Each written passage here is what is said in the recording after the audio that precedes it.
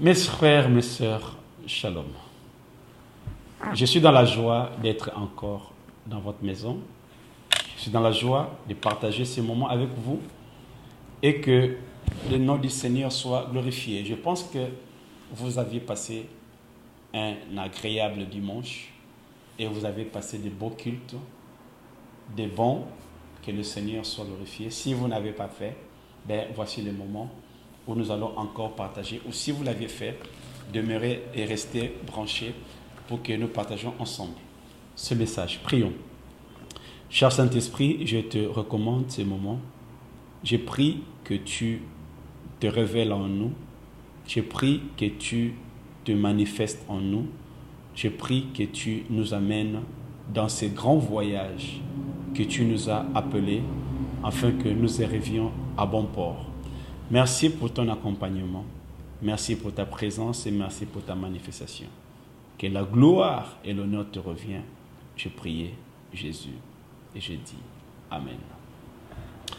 Bien-aimés, nous continuons notre texte de base ou notre sujet que nous avions commencé depuis la semaine passée, que nous intitulions « Vaincre la main forte de ton ennemi ».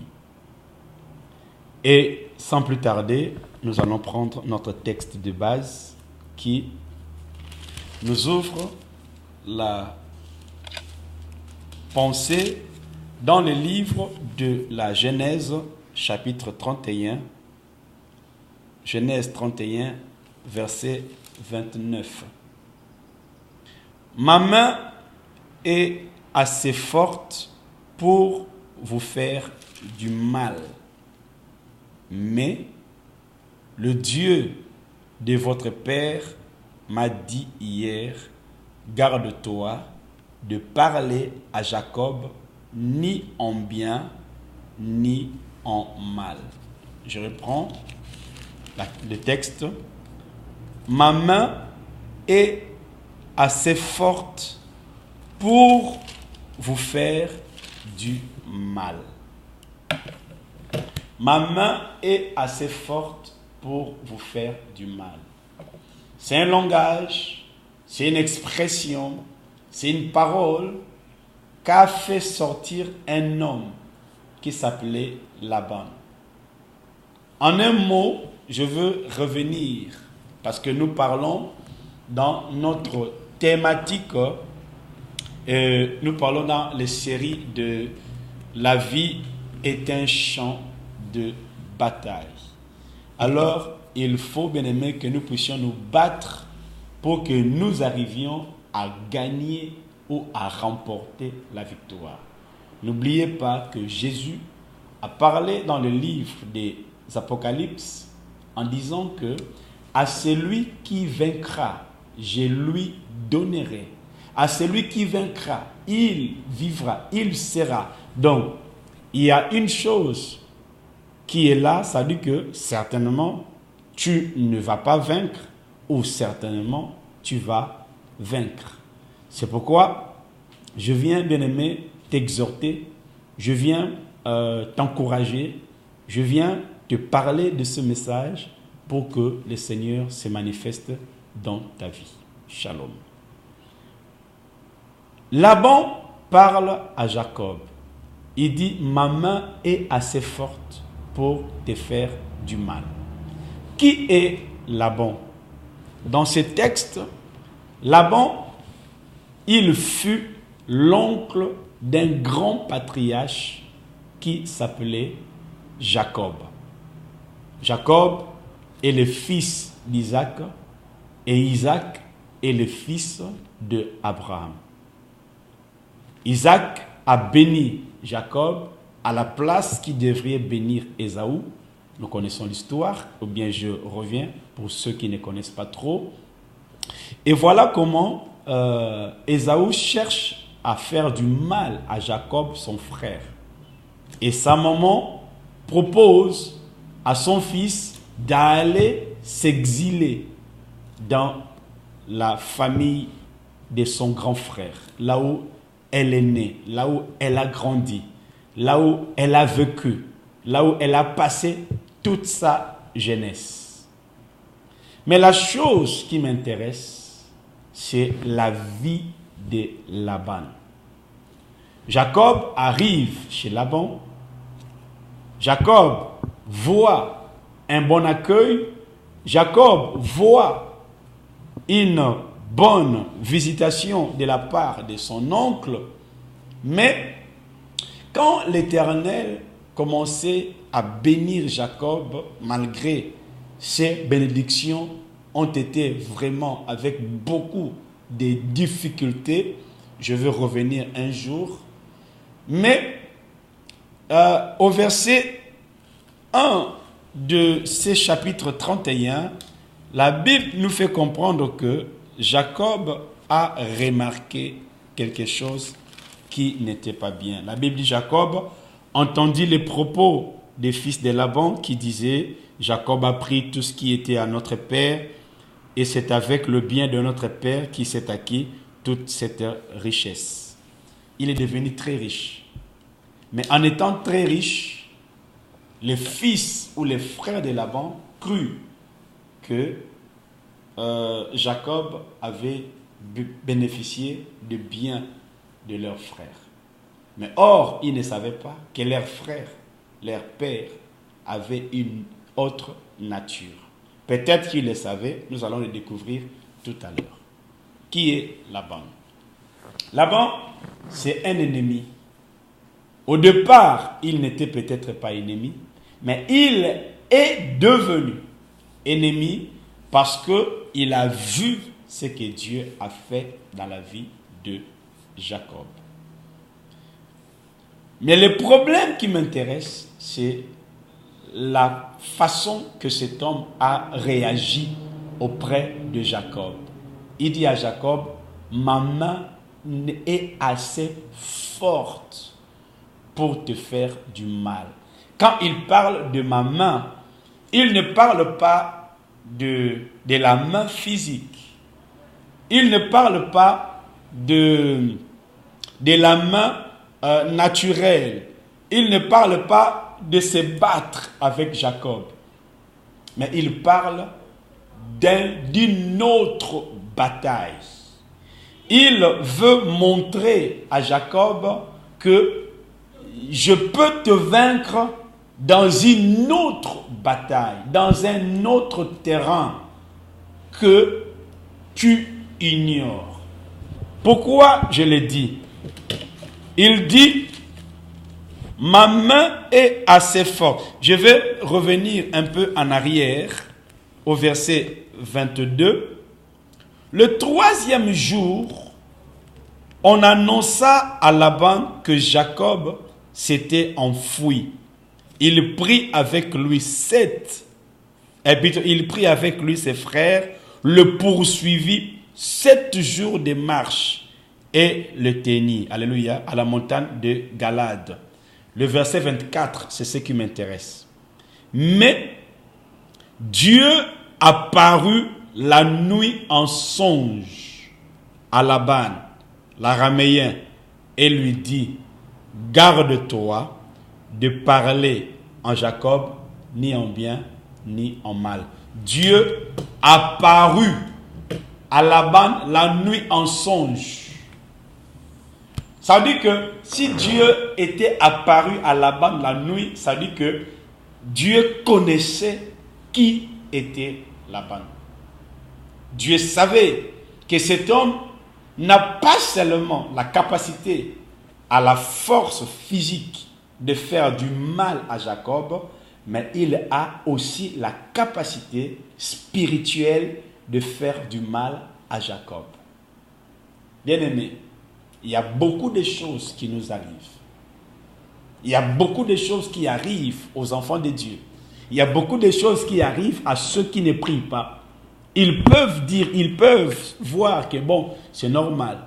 C'est ma vie, c'est une situation, ça dure, ça perdure.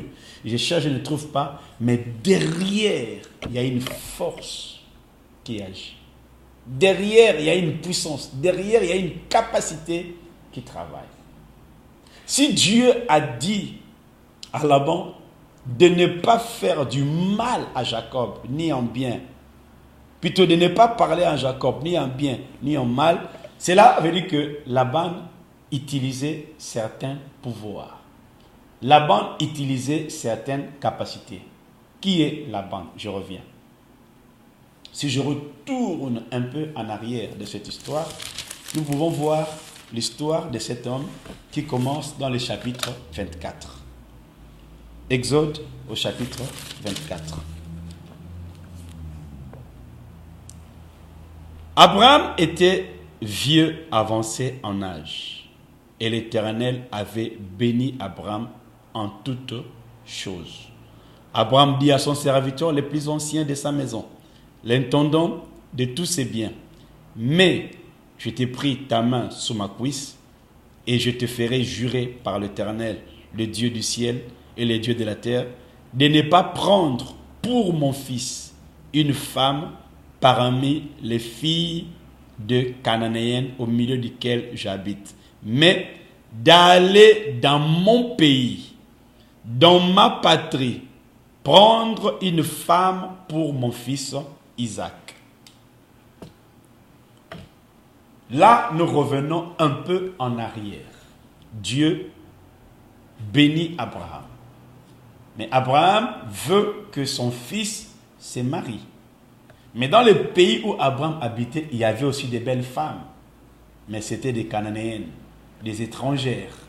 Or, Abraham voulait que son fils épouse la fille de sa tribu, la fille de sa famille, pour garder, je crois, cette alliance. Certainement, je vais revenir un jour là-dessus, si Dieu le permet. Mais Abraham, je ne sais pas s'il s'imaginait ou bien s'il se rendait compte que il est sorti d'une famille où l'occultisme, la sorcellerie, les forces du mal agissaient d'une manière extraordinaire. Lui-même, Abraham, était sorti de ces pratiques maléfiques. Dieu lui est apparu et Dieu lui a dit de sortir de son pays, de sa patrie et de la maison de son père. Pourquoi? Parce que les pratiques de la maison de son père, les pratiques de son pays, les pratiques de sa patrie, dans la sorcellerie, dans les forces du mal, dans les puissances occultes, étaient graves. C'est pourquoi Dieu a voulu que Abraham sorte de ce milieu. Et vous allez être d'accord avec moi que quand Abraham est sorti, il a recommencé presque la vie à zéro. Et en recommençant la vie presque à zéro, Dieu l'a béni. Mais Dieu l'envoie, mais Abraham envoie son serviteur toujours dans le milieu où il y a de l'hostilité, dans le milieu où il y a le mal, où il y a le faux, où il y a la force du mal qui agisse, d'aller épouser pour lui l'enfant, plutôt la femme. Mais ce qui m'intéresse, c'est que les serviteurs arrivent dans la famille d'Abraham, ils trouvent aussi une femme et ils désirent à l'épouser. Mais l'importance dans ce sujet, bien-aimé, c'est la vie de Laban. Qui est Laban? Je vais lire le verset 52. Lorsque le serviteur d'Abraham eut entendu les paroles, il se prosterna à terre devant l'Éternel, et le serviteur sortit des objets d'argent, des objets d'or. Pourquoi il a entendu ça? Parce que il a compris qu'il était dans la famille d'Abraham. Je vais revenir même au chapitre, plutôt au verset 47. Je l'ai interrogé et j'ai dit, de qui es-tu fille? Elle répondit, je suis fille de Bethuel, fils de Nacor et de Milka. J'ai mis l'anneau sur son nez. À l'époque des mariages, les fiançailles, dans leur tribu, on mettait l'anneau au nez. J'ai mis l'anneau sur son nez et le bracelet à ses mains. Puis je me suis incliné et prosterné devant Dieu. Et j'ai béni l'Éternel, le Dieu de mon Seigneur Abraham, qui a conduit fidèlement afin que j'ai prise la fille du frère de mon Seigneur pour son fils. Donc, Rebecca était la fille du frère de Abraham. Donc, Rebecca, c'est la mère de Jacob, et Laban, c'est le frère de Rebecca. Donc, et Rebecca et Laban, c'était des fils ou des enfants de grands frères d'Abraham. Donc, dans une famille où il y a déjà la sorcellerie, et que Dieu a fait sortir Abraham, mais Laban et toutes ces personnes-là, bien aimées, pratiquaient la même chose. Revenons dans les Écritures. Donc, nous allons comprendre que cet homme a béni Dieu par rapport à cet acte. Et il dit au verset 49, « Maintenant, si vous voulez user de bienveillance et de fidélité envers mon Seigneur, déclare-le-moi, sinon déclare-le-moi, je me tournerai à droite ou à gauche. » Laban et Bethuel répondirent et dirent, « C'est de l'Éternel que la chose vient, nous ne pouvons te parler ni en bien ni en mal. » Toujours Laban. Nous ne pouvons te parler ni en bien ni en mal. Ça c'est le mariage de Rebecca. 51. Voici Rebecca devant toi. Prends et va, qu'elle soit la femme du fils de ton Seigneur, comme l'Éternel l'a dit. Prends et va. Prends la femme. Maintenant, le problème commence au verset 54. Après quoi ils y mangèrent et burent, lui et les gens qui étaient avec lui, et ils passèrent la nuit. Le matin, quand ils furent levés, le serviteur dit, « Laissez-moi retourner vers mon Seigneur. » Mais les frères et la mère dirent, donc les frères, c'est lui, Laban. Les frères et la mère dirent, que la jeune fille reste avec nous quelque temps encore, une dizaine de jours, ensuite tu partiras. Ils répondirent, ne me retarde pas, puisque l'Éternel a fait réussir mon voyage. Laissez-moi partir et que j'aille vers mon Seigneur. Alors ils répondirent, appelons la jeune fille et consultons-la. Ils appelèrent donc Rebecca et lui dirent, veux-tu aller avec cet homme? Et Rebecca répondit, j'irai. Bien-aimé dit Amen. Nous allons utiliser aujourd'hui une seconde arme parce qu'on ne peut pas que parler, mais on doit aussi donner la solution. Comment nous allons vaincre la main forte de notre ennemi? Vous allez comprendre que depuis ici, Laban a voulu toujours utiliser sa main forte. Il voulait toujours utiliser, imposer son style, imposer son ordre, imposer un système. Il n'a pas commencé ça qu'à Jacob, mais il a commencé ça à la mère de Jacob, avant que même Jacob ne vienne au monde. La mère de Jacob veut se marier. Il remarque que Dieu a vraiment marché avec cet homme et qu'il n'y a pas d'opposition, mais il conteste au départ de la femme. Qu'est-ce qu'il voulait faire? Bien-aimés, vous et moi, en ce moment, nous ne connaissons pas. Mais nous pouvons, bien-aimés, savoir la réponse de Rebecca peut nous servir de leçon. Quelle est cette fille qu'on vient l'épouser? Elle n'attendait pas le mariage. Elle n'est pas comme les filles d'aujourd'hui, qu'elle veut à tout prix que le mariage vienne. Dès qu'un homme arrive, paf, directement, elle part. Non, elle n'attendait pas le mariage. De deux, elle n'était pas pressée. De trois, elle n'avait pas encore peut-être fini d'organiser ces choses ou de dire au revoir à ses amis, à ses sœurs, à sa famille. Mais qu'est-ce qui a fait que le lendemain que Rebecca décide de partir? C'est que Rebecca savait que dans le milieu où je suis, il y a des problèmes. On lui dit, veux-tu rester? Il dit non, je pars. Bien-aimé, Ici, nous utilisons une deuxième arme qu'on appelle l'écoute. De ne pas toujours écouter et suivre tout ce que les gens vont te dire. Parce que toute parole qui peut sortir de la bouche de quelqu'un, surtout si cette personne a de l'influence dans ta vie, si cette personne a un certain profit, si cette personne a un attachement avec toi, si tu écoutes que cette personne, bien aimé, tu peux un jour te retrouver dans un champ où tu es vaincu. Parce que la main puissante de ton ennemi s'élève dans la vie où il veut te détourner contre ta volonté. Il veut te détourner sur le chemin de ta destinée. Qu'est-ce que Laban voulait faire ici à sa sœur? Qu'est-ce que la mère de Rebecca voulait faire ici?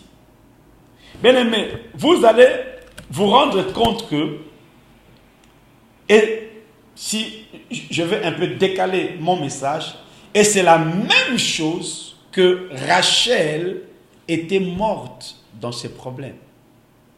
Parce que c'était une famille qui était assise dans les fétiches. Vous allez me dire, mais pasteur, c'est quoi ça? Oui. Abraham est sorti d'une famille où ils étaient assis sur les fétiches. Rebecca était sortie d'une famille où ils étaient assis sur les fétiches, sur la sorcellerie. Et vous allez voir que quand Laban a poursuivi Jacob pour essayer de l'atteindre, en fait, Jacob ne suivait pas que Jacob, mais il voulait récupérer les fétiches, soi-disant que Jacob avait volé. Parce que vous allez revenir, lisez ça à la maison, vous allez voir que au chapitre 32, vers la fin, Laban, quand il retrouve Jacob, il dit à Jacob, tu es parti et tu as volé mes dieux. Mais Jacob, ce n'est pas lui qui avait volé, mais qui avait dérobé ça? Qui avait pris ça? C'était Rachel, la femme que Jacob avait aimée. Là, je reviendrai un jour. Toujours dans cette même ligne de conduite, vaincre la main puissante de ton ennemi. C'est-à-dire que si tu composes avec ton ennemi, si tu manges ensemble avec lui, si tu travailles bien aimé sur les mêmes choses, sache qu'il a le contrôle sur toi. Mais ça, je ne suis pas là-dessus, mais je suis en train de parler sur tout ce que nous entendons, bien aimé, peut affecter nos vies. La Bible dit que tu ne peux pas donner ton oreille à toute parole. Tout ne doit pas être oui. Tout ne doit pas être d'accord, non. Mais il faudrait que tu arrives à étudier et à analyser la chose. Combien, ma sœur, combien, mon frère, dans ta famille, il y a une force qui empêche le mariage. Je donne l'exemple de beaucoup de nos sœurs. Aujourd'hui, le divorce peut-être vous a attrapé, ou bien vous avez des problèmes dans votre ménage. Mais regardez bien votre vie, vous allez constater qu'il y a une main puissante qui est derrière votre situation sans que vous puissiez le savoir. Tu me diras, mais pasteur, c'est comment? Oui. À supposer que quelqu'un est allé en mariage. Là, nous parlons aussi du mariage. Mais la Bible dit, l'homme quittera son père et sa mère et s'attachera à sa femme. Et les deux deviendront une seule chair. Ce que dit l'homme, la femme écoute. Ce que dit la femme, l'homme écoute. Mais dans beaucoup des endroits, dans beaucoup de couples, la femme n'est même pas au courant de certaines choses que le mari a. Et le mari ne fait que dire ces choses, ou le mari ne fait que écouter la voix de l'extérieur. Ce sont ses parents, ce sont ses frères, ce sont ses sœurs qui le dirigent ou qui l'orientent. Bien aimé, c'est peut-être sa mère, peut-être son père. Laisse-moi te dire, qu'à celui que tu écoutes et que tu suis tout ce qu'il te dit, bien-aimé, cette personne a le pouvoir sur toi. Tu ne peux pas le désobéir. À celui que tu écoutes beaucoup et que tu suis tout ce qu'il te dit, bien-aimé, cette personne a le pouvoir sur toi. Combien de mères ont des pouvoirs sur leurs filles malgré qu'elles sont parties en mariage? Combien de mères ont le pouvoir sur leur fils malgré que le fils est parti en mariage? La fille ne peut pas discuter avec son mari et tout ce qu'elle viendra ou elle sait avec son mari, sa mère doit être au courant, son père doit être au courant, ses sœurs doivent être au courant, ses frères doivent être au courant, bien aimé. Mais tu comprendras que les problèmes vont surgir et quand la situation, bien aimé, va se barder, tu vas retourner et le divorce aura lieu. Beaucoup de gens pensent que le divorce, ça se fait que quand on va au tribunal. Non, le divorce, ce n'est pas au tribunal. Même dans la maison, même vous qui me suivez, peut-être vous êtes déjà divorcé depuis. Le divorce commence quand votre mariage n'est plus en conformité. Vous n'écoutez plus votre mari, vous n'écoutez plus votre femme, mais vous écoutez plus l'extérieur. Et l'influence vient de là. Donc, vaincre la main puissante de ton ennemi, c'est d'empêcher ton oreille de se pencher vers tout ce qu'il te dira qui ne pourra pas être avantageux pour toi. Il dit à Rebecca, reste. Mais non, je suis déjà marié. Vous avez accepté la dot. Revenons dans la première partie. Il dit ici, le serviteur dit à Laban, maintenant, si vous voulez user de bienveillance, au 49, de bienveillance et de fidélité envers mon Seigneur, déclare-le-moi. Sinon, déclare-le, je m'en tournerai à gauche et à droite. Laban, au verset 50, Laban et Bethuel répondirent, c'est de l'Éternel que la chose vient. Nous ne pouvons te parler ni en mal ni en bien. Voici Rebecca devant toi. Prends et va, qu'elle soit la femme du fils de ton Seigneur, comme l'a dit l'Éternel. Prends la femme, pars avec. La dot est consommée. Il a accepté de prendre la dot. Mais comment il accepte de prendre la dot? Et le lendemain, il dit encore au monsieur, attends, ne pars pas encore. Bien aimé, la Bible dit que ton oui soit oui. Que ton non soit non. Ce qui vient après ne vient pas de l'Éternel. Si aujourd'hui tu avais dit oui, beaucoup de chrétiens sont comme ça. Dieu m'a dit, Dieu m'a dit. Aujourd'hui Dieu t'a dit, mais tu vas voir le lendemain il revient encore. Non, Dieu m'a dit autre chose. Mais comment le même Dieu t'a dit va à gauche et le lendemain le même Dieu te dit va à droite? Tu ne comprends pas que ce n'est pas normal. Donc c'est qu'il y a une influence. Il y a une parole que tu as entendue et cette parole pèse sur toi. Laisse-moi aller à la fin, bien-aimé, de cet enseignement ou de cette exhortation.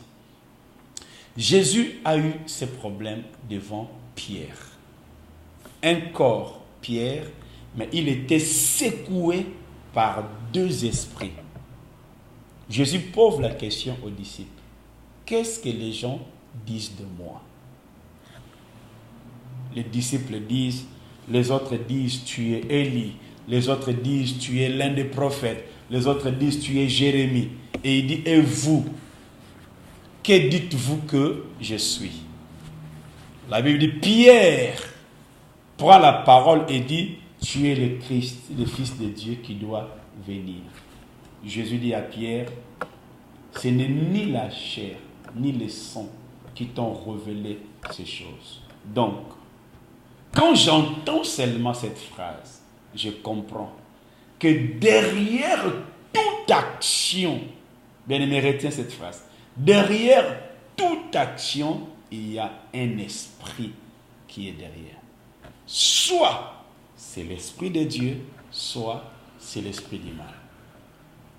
Ne dites pas oui pour dire oui. Ne dites pas non pour dire non. discerne cette phrase qui est sortie. Discerne cette parole qui est sortie. Est-ce que c'est une parole que mon ennemi veut lever sa main sur moi, ou c'est une parole que je vais avoir une ouverture? Terminons. Jésus dit à Pierre, ce n'est ni la chair ni le sang qui t'ont révélé cela. Et Jésus commence à parler sur ce qui va arriver dans sa vie. Voilà, on va m'arrêter, on va me frapper, on va m'amener jusqu'à Jérusalem. Je serai vraiment dans la souffrance. Le même Pierre répond encore à Jésus, pareille chose ne t'arrivera pas. Oh, oh, oh. Et Jésus regarde Pierre, il lui dit, arrière de moi, Satan. Bien-aimé, ça sera compliqué. Tu me parles, je te regarde, et après t'avoir fini de parler, je te dis, arrière de moi, Satan. Tu vas dire quoi? Le pasteur, Dieu me considère comme un Satan. Tu ne vas même plus me parler depuis ce jour-là. Tu vas même me refuser.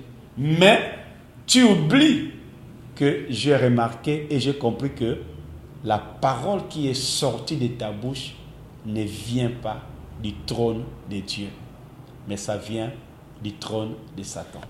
Beaucoup de paroles que nous avons entendues, beaucoup des orientations que nous avons suivies, bien aimés, et aujourd'hui nous sommes dans des problèmes, nous sommes dans des situations difficiles, nous sommes dans des endroits compliqués parce que nous avons prêté nos oreilles à des personnes dont un esprit était derrière eux qui les a poussés à parler et à nous orienter hors notre bénédiction.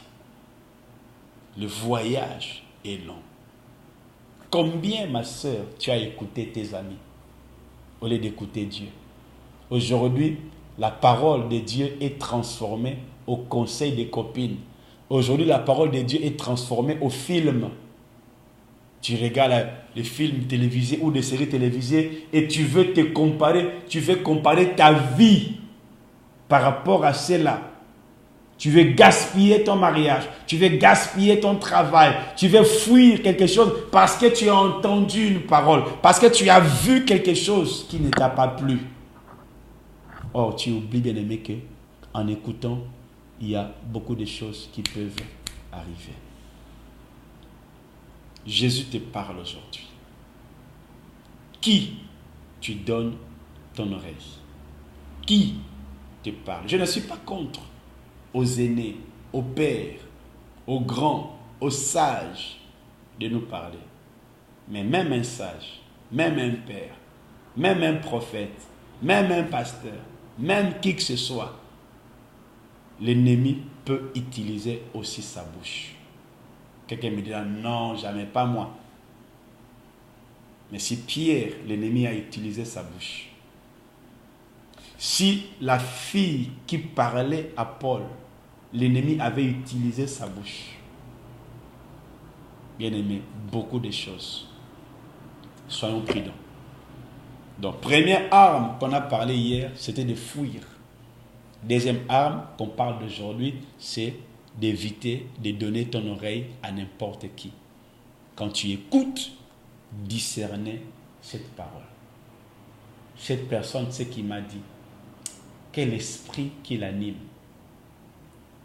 Cette personne qui m'a parlé, qu'est-ce qui est derrière? Bien-aimé, en cela, tu comprendras. Laisse-moi dire merci à Dieu pour cette exhortation. Je crois que cela vous a plu. Vaincre la main puissante de ton ennemi.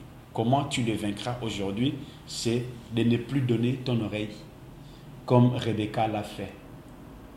Rebecca, nous avons décidé que tu ne pars pas, mais lui, il veut que tu partes. Qu'est-ce que tu penses? Rebecca a pesé les pour et les contre. Il comprend que si je reste, c'est la sorcellerie dans ma famille. Ils ne veulent pas que je parte. Non, je pars. Elle est dégagée des liens de la famille. Bien aimé, quand tu n'écoutes plus les paroles de ta mère, ma soeur, tu es mariée.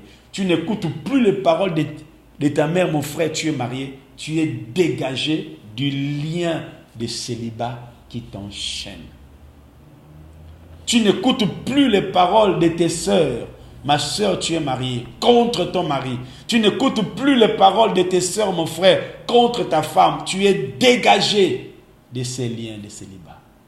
Mais quand tu es dehors, tu écoutes l'extérieur et tu amènes ça à l'intérieur, tu es bloqué de ces paroles. Que le nom du Seigneur soit glorifié. Si vous voulez me joindre, nous sommes à votre disposition. L'église Les Saluts est dans la commune d'Akonda, dans la zone d'Angonje, dans la province de l'Extuaire, au Gabon.